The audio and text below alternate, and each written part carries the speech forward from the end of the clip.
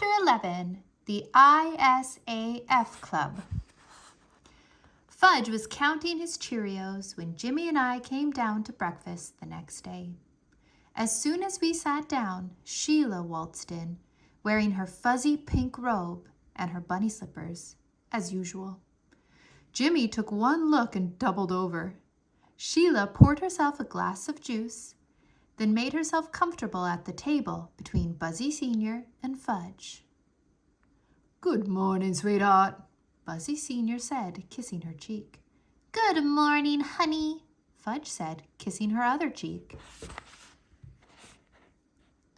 "What is this, Camp Kissy Face?" Jimmy asked. "You wish," Sheila said. "Oh, yeah, I really wish," Jimmy said. "Sheila's my babysitter," Fudge told Jimmy, "but maybe she's going to be my wife, too." "Wife?" Jimmy said to Sheila. "Maybe," Sheila said. "Nothing's definite yet." "It all depends on Mitzi," Fudge said. "Mitzi?" Jimmy asked. "She's my friend. She has monster spray. She's trying to get some for me. Then I won't have to get married." Jimmy gave me a look, then sliced a banana into his cornflakes. "Buzzy Sr. and Grandma are best friends," Fudge continued, "but they don't sleep in the same room." "Why don't you save the morning report till after breakfast?" I said. "I can't." He nibbled at on his Cheerios, eating one little circle at a time. "I might forget." "Pass the milk, please," Jimmy said. Grandma passed it to him, and Jimmy poured some over his cereal. "Jake will roll over if you give her cheddar cheese," Fudge said, still going strong. "But if you give Tootsie cheese, she spits it out." "Okay," I said. "That's it.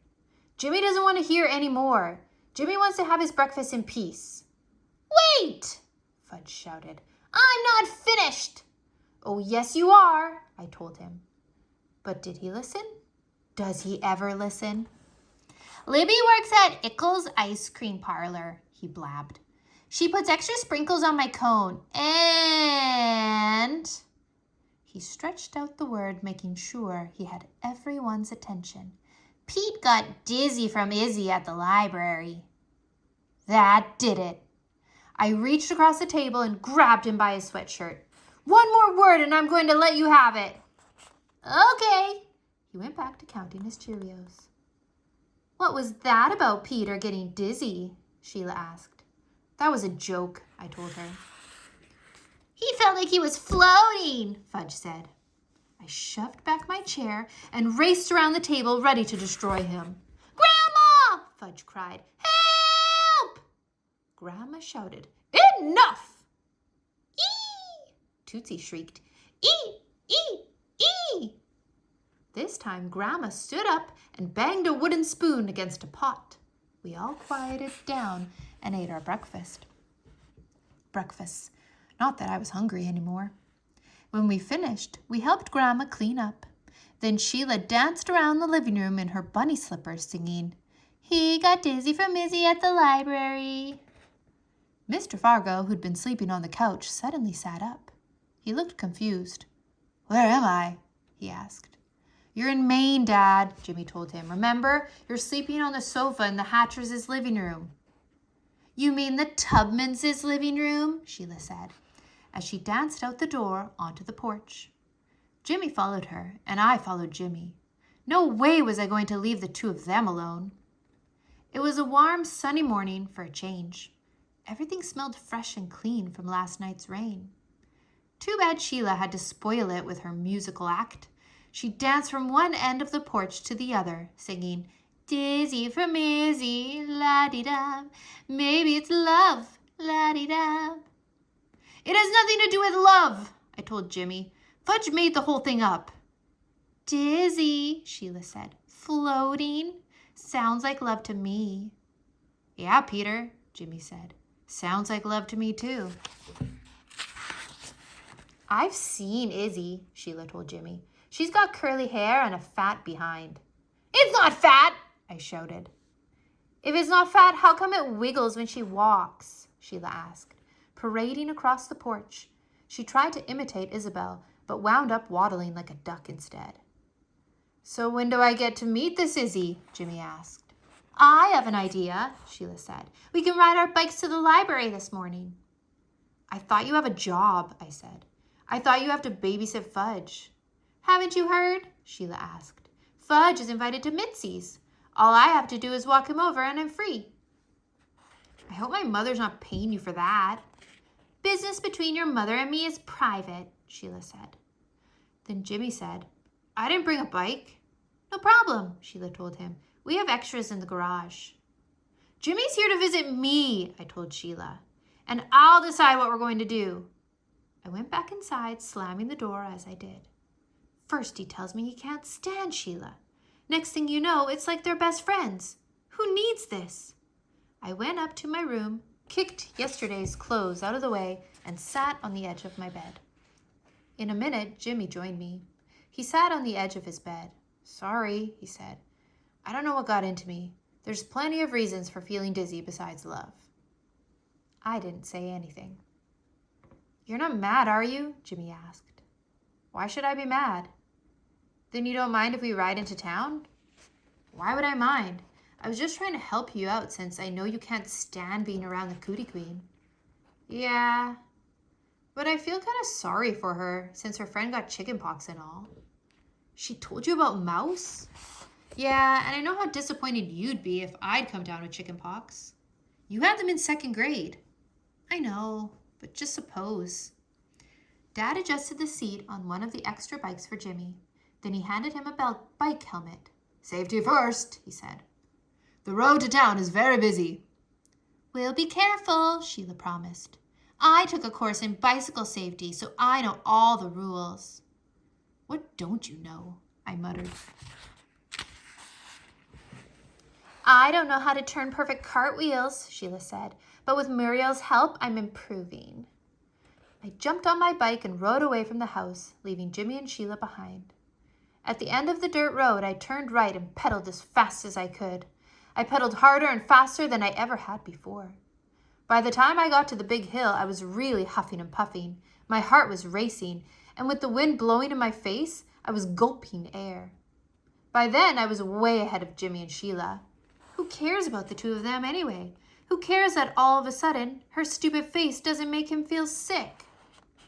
I struggled to make it to the top of the hill without slowing down. I was breathing as hard as I could when something flew into my mouth. I coughed. I gagged. I swallowed.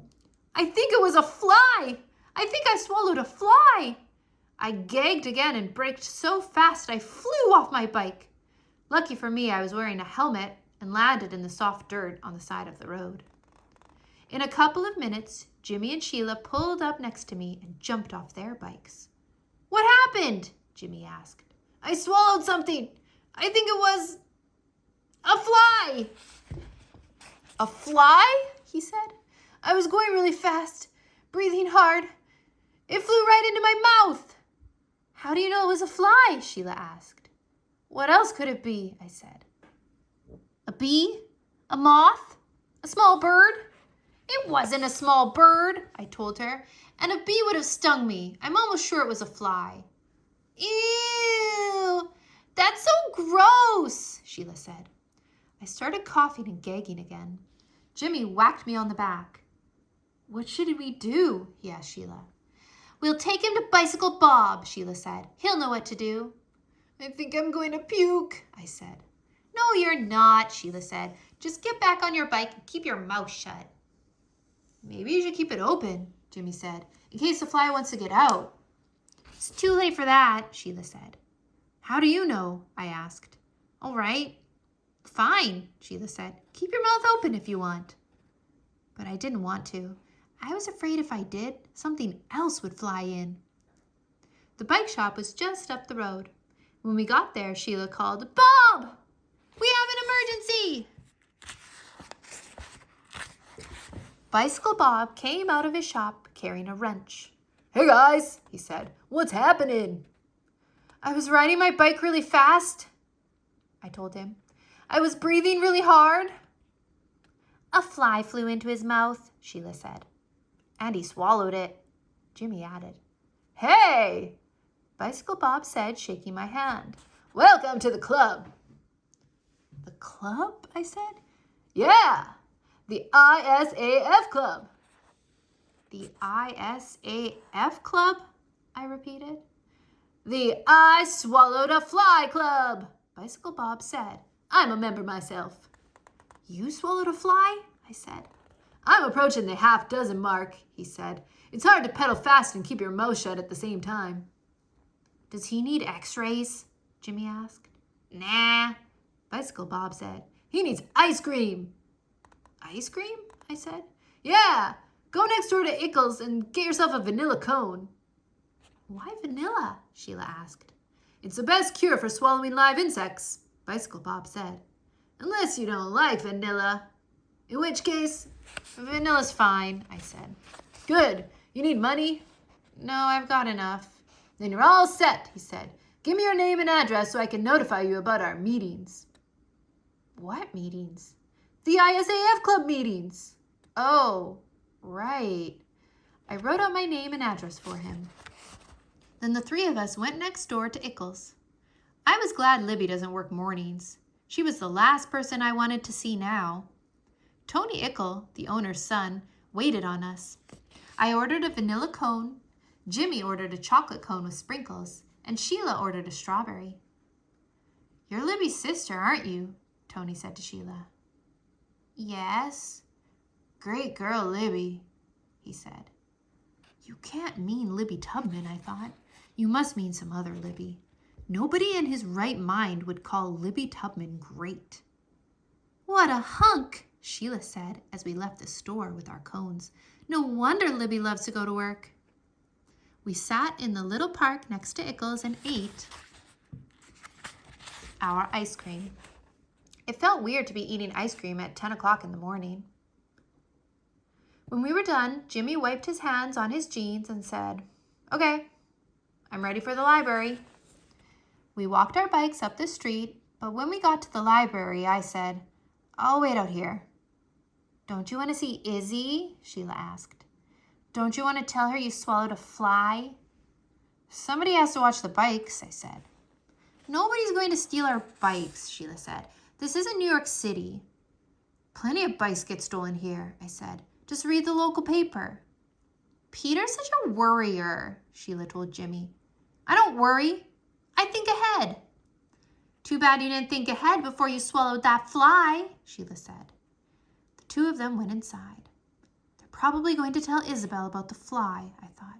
She'll probably come out to see if I'm okay. She'll remind me about that baseball book I put on hold.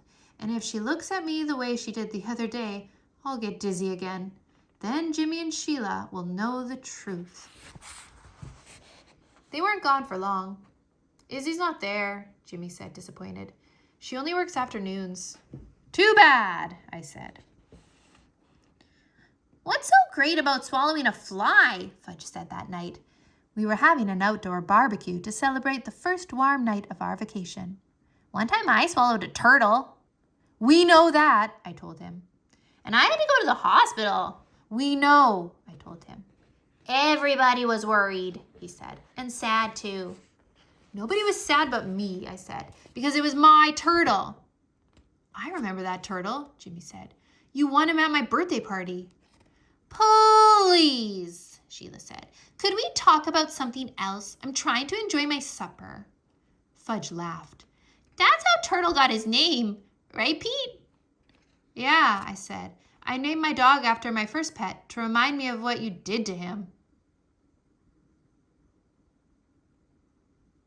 Fudge danced around holding up a French fry as if it were Turtle. Oh, turtles are so tasty, he sang. Boiled, baked, or raw. Cut that out, I yelled. You can't make me, he laughed, daring me to try. Oh, yes, I can. I reached out, grabbed him, then poured my whole cup of juice over his head.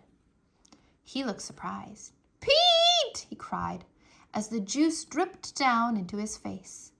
How could you do that to me? It was easier than I thought, I said.